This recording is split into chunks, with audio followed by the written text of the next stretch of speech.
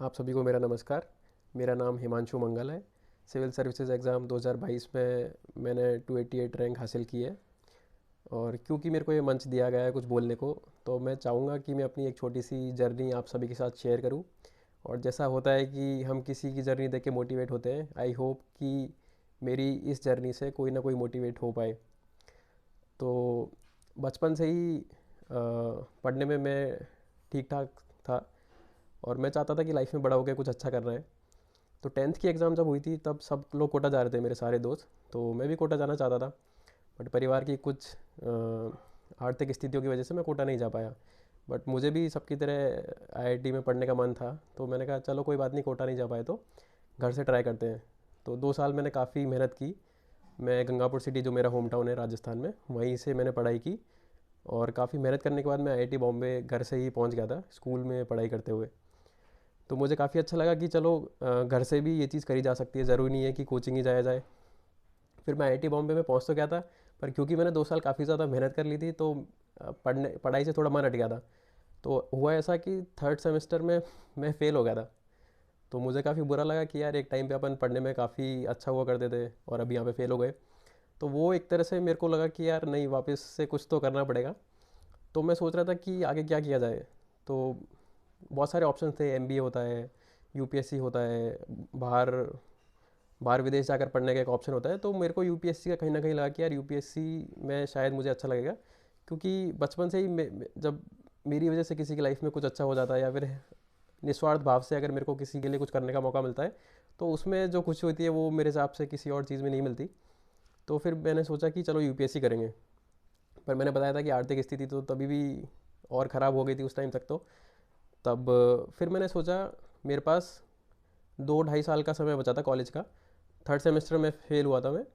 तो मैंने आईआईटी बॉम्बे ने पहली बार वो रूल लाया था कि 3.5 साल में भी डिग्री आप ख़त्म कर सकते थे।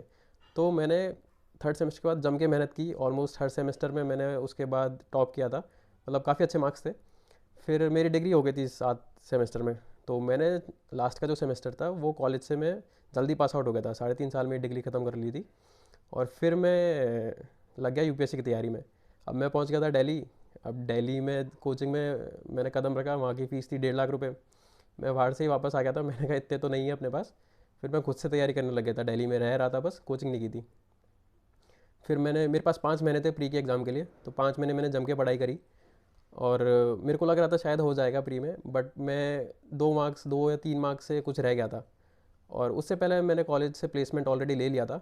तो मुझे ये था कि अगर अपना प्री नहीं हुआ है, अगला एग्ज़ाम 1 साल बाद होगा, और उसका रिजल्ट तो 2 साल में आएगा, तो इतने टाइम तक आर्थिक स्थिति सुदृढ़ नहीं है। तो खुद को मैनेज कर पाना बहुत डिफिकल्ट था, और परिवार को भी सपोर्ट करना था। तो मैंने जॉब ज्वाइन कर लिया। मुझे लगा कि मैं जॉब के साथ शायद थोड़ा प्रिपेयर कर लूँगा। बट क्योंकि मैंने सिविल इंजीनियरिंग से अपनी इंजीनियरिंग या बीटेक किया था, और मेरी जॉब थी सॉफ्टवेयर डेवलपमेंट में, सिटी बैंक पुणे में मेरी जॉब लगी थी। तो स्टार्टिंग में मुझे काफ़ी डिफ़िकल्टी आई, वहाँ पे भी काफ़ी कठिनाइयाँ आई, मेरे को सीखने में काफ़ी टाइम लगा। तो मैं यूपीएससी की तैयारी कंटिन्यू नहीं रख पाया साथ में। फिर वो यूपीएससी का जो सपना था वो वहीं छूट गया था, मतलब वो दिल्ली में ही छूट गया था 2017 में। उस टाइम प्री थोड़े से मार्क्स से रह गया था।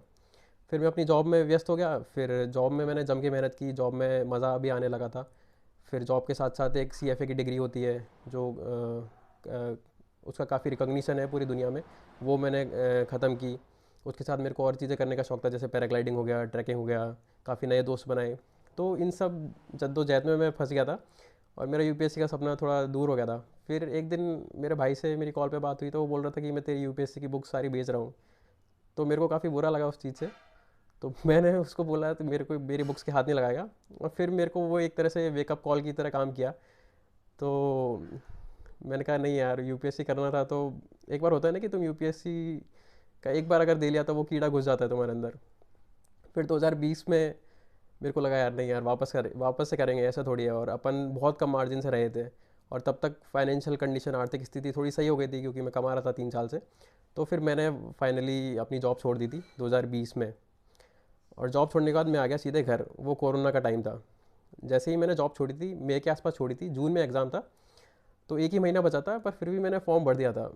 बट लकीली वो एग्ज़ाम 4 महीने से डिले हो गया था उस साल। तो मेरे पास 4 महीने मिल गए थे। तो मैंने कहा यार 4 महीने में प्री तो निकाला जा सकता है। 5 महीने होंगे शायद, मई से अक्टूबर।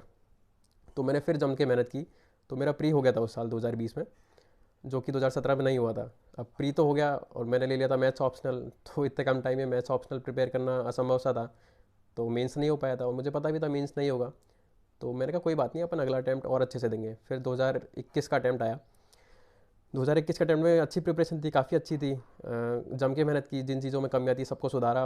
और मैं ये सारी प्रिपरेशन घर पे रह के ही कर रहा था, गंगापुर सिटी, जो सवाई माधोपुर राजस्थान में एक छोटी सी जगह है, मतलब ज़्यादा को लोग जानते भी नहीं हैं। और यहाँ से ऐसा मतलब शायद ही कोई, बहुत ही कम लोग होंगे जहाँ जो यहाँ पहले से यूपीएससी में निकले होंगे। तो फिर मैं यहाँ पे वापस से प्रिपरेशन करने लग गया था। मैं घर पे ही था।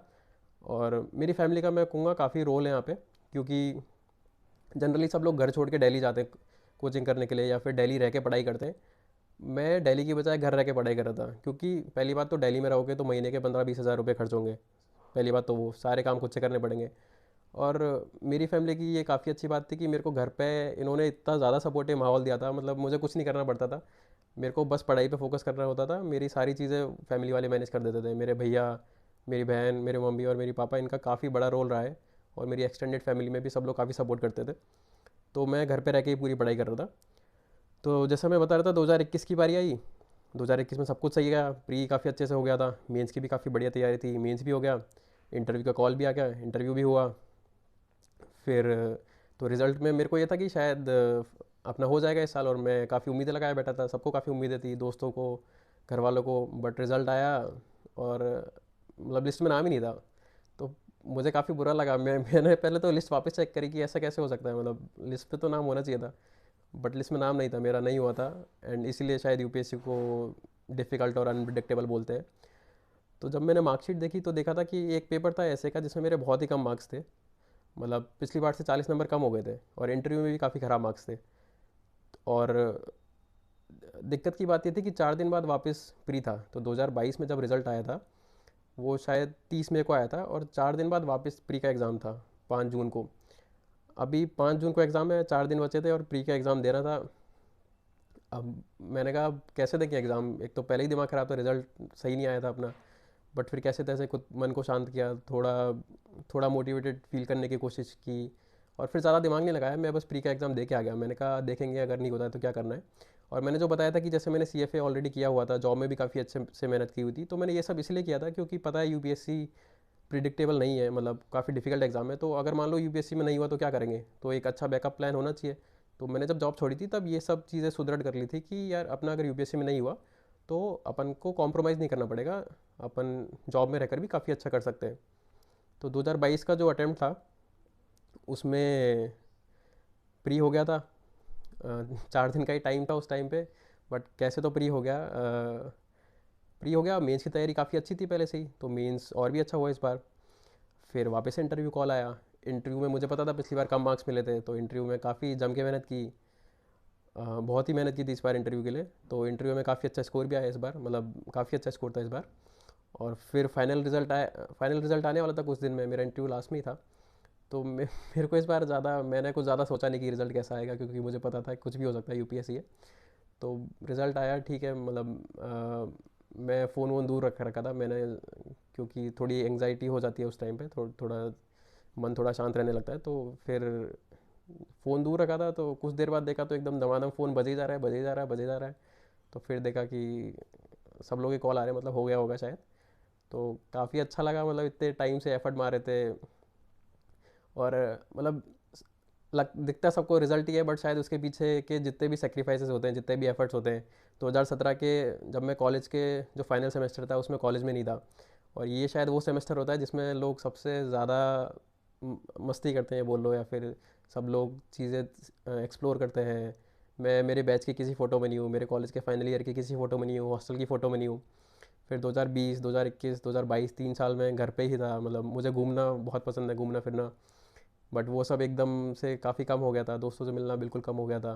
तो लाइफ एकदम रुक सी गई थी। फिर 2023 में जब फाइनली रिज़ल्ट आया तो काफ़ी अच्छा लगा। अ,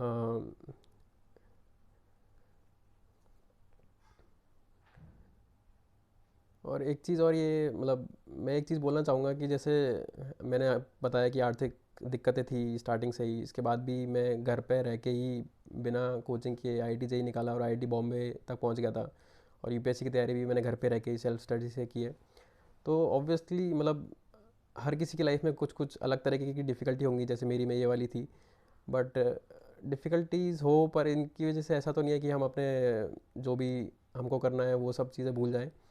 तो कुछ ना कुछ तरीका निकल जाता है, जैसे मेरे केस में भी निकला ही है और फाइनली हो गया।